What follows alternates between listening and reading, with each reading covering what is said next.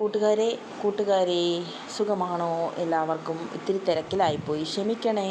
പിന്നീട് ഞാൻ ഇന്നലെ അയൽക്കാർ ഒരു സംഭവം പ്രോസസ്സ് അവരുടെ ഉഡായിപ്പ് പരിപാടിയുടെ ഒരു അടുത്ത പ്രോസസ്സ് ഒന്ന് നീക്കാമെന്ന് കരുതി. പക്ഷേ അത് ഒരു പ്രൊട്ടക്ഷൻ എന്ന ഇതിൽ അവർ ചെയ്യാൻ നോക്കിയൊരു പരിപാടിയാണ്. കാരണം അത് അങ്ങനെ എന്നെ അടക്കിയിട്ടേ ഉള്ളവരുടെ ഇത്.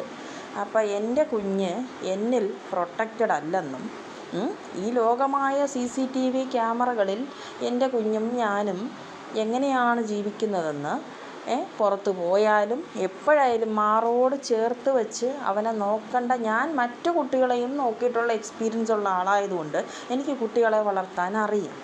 അത് നിങ്ങൾ കൂടുതൽ പഠിപ്പിക്കണ്ട.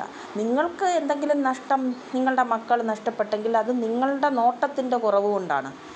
നിങ്ങളുടെ മക്കൾ വേറെ വല്ലവരുടെയും കയ്യിരുന്ന് വളരുക അങ്ങനെയൊക്കെ ആയിരുന്നു കാണും. പക്ഷേ എൻ്റെ മകൻ്റെ ഓൾ റൗണ്ട് മോഡൽ ഞാൻ തന്നെയാണ്.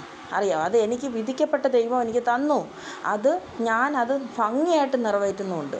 ഒരു അമ്മ എന്ന നിലയിലും ഒരു അച്ഛൻ എന്ന നിലയിലുമാണ് അവനെ നോക്കുന്നത്. പിന്നെ നിങ്ങളുടെ നോട്ടക്കുറവിന് നിങ്ങളുടെ മകൻ നിങ്ങൾക്കത് നഷ്ടമായെങ്കിൽ അത് നിങ്ങളുടെ തന്നെ കാര്യങ്ങളാണ്.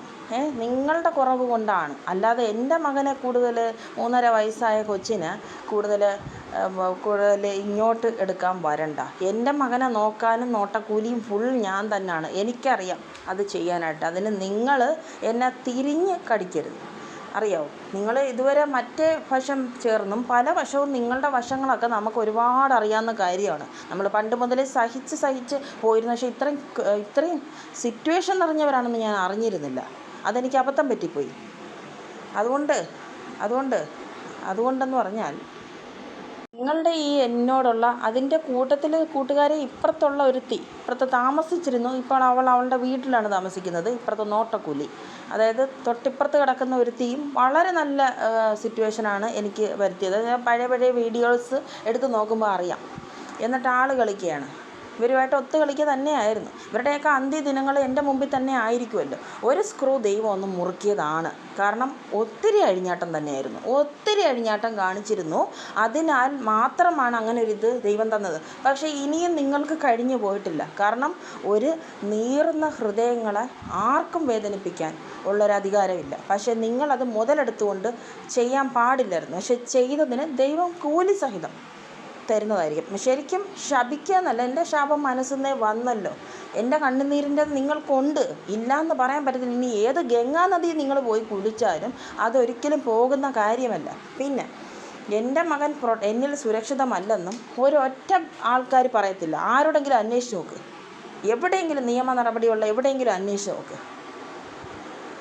അപ്പോൾ പറയാൻ പറ്റും ഞാൻ എൻ്റെ കുഞ്ഞിനെ കളഞ്ഞാണ്. പലരും കളഞ്ഞിട്ടുണ്ട്. പക്ഷേ അപ്പോഴെല്ലാം മാറോട് ചേർത്ത ഞാനാണ്. എൻ്റെ ദുഃഖവും സന്തോഷവും എല്ലാം അറിയിച്ചു തന്നെ ഞാൻ അവനെ വളർത്തുന്നത്. എൻ്റെ മകൻ്റെ പഠിത്തമോ എൻ്റെ ജോലിയുടെ കാര്യമൊന്നും നിങ്ങളറിയേണ്ട വിഷയങ്ങളല്ല. അത് എനിക്കറിയാൻ ചെയ്യാനായിട്ട്. എനിക്ക് ഇത്രത്തോളം നനഞ്ഞ് കുളിച്ച് കയറാനറിയാമെങ്കിൽ എനിക്കിനി അതിൻ്റെ അപ്പുറം അറിയാം. കാരണം നിങ്ങളെപ്പോലുള്ള പീറകളുടെ ഈ സ്വഭാവങ്ങൾ ഞാൻ തരണം ചെയ്ത് ഇങ്ങനെ വരുന്നില്ലേ. പക്ഷേ നമ്മൾ നശിച്ചു പോയിട്ടാണ്. അതിൻ്റെ നഷ്ടപരിഹാരം നിങ്ങളെനിക്ക് തരേണ്ടതാണ്. അത് ഞാൻ കോടതി മുഖേന ചെയ്തോളാം. പിന്നെ അപ്പോൾ അത് കഴിഞ്ഞിട്ട് ഇങ്ങനെയുള്ള പ്രോസസ്സൊക്കെയാണ് ഇവർ നമുക്കെതിരെ. എൻ്റെ കുഞ്ഞിനെ ഞാൻ നല്ലോണം വളർത്തരുത്, അതിനെന്നെ നശിപ്പിക്കുക. എൻ്റെ കുഞ്ഞിൻ്റെ സന്തോഷങ്ങൾ ഊതിക്കെടുത്തുക, എൻ്റെ സന്തോഷങ്ങൾ ഊതിക്കെടുത്തുക. അവന്മാരും അവരുടെ മക്കളെ നോക്കിയണക്കല്ല ഞാൻ നോക്കുന്നത്. ഒരു പടി കൂടെ മുമ്പിലാണ് നോക്കുന്നത്. കാരണം ഒറ്റപ്പെട്ട കുട്ടിയായതുകൊണ്ടും ഒറ്റപ്പെട്ട ഞങ്ങൾ ഒന്നായിട്ട് കരുതുക. അങ്ങനെ ആയതുകൊണ്ട് ഞാൻ അത്രമേൽ എന്തിനു പറയുന്നു, ഓരോ ജോലിയുടെ അവസ്ഥയാണെങ്കിലും അവർ തന്നെ ഇങ്ങോട്ട് പറയാണ് കുട്ടി ചെറുതാണ്, അപ്പം ഡേ കെയർ എന്ന് പറഞ്ഞാൽ ഇത്ര സമയമേ കാണത്തുള്ളൂ. അപ്പോൾ കുട്ടിയെ നോക്കേണ്ട സമയം തന്നെയാണ്. കാരണം ഇപ്പോഴത്തെ റൂൾ അനുസരിച്ച് 6 വയസ്സിൽ 1-ാം ക്ലാസ്. ഇതൊന്നും നിങ്ങളെ ബോധ്യപ്പെടുത്താൻ ഞാൻ പറയുന്നതല്ല.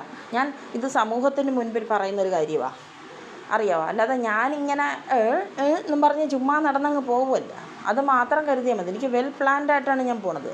എനിക്ക് വീട്ടിലെ ജോലി മാത്രമല്ല ഉള്ളത്. നിന്നെയൊക്കെ പ്രതി എനിക്ക് വീട്ടിലിരിക്കാൻ പോലും പറ്റിയിട്ടില്ല. അത് വേറൊരു കാര്യം.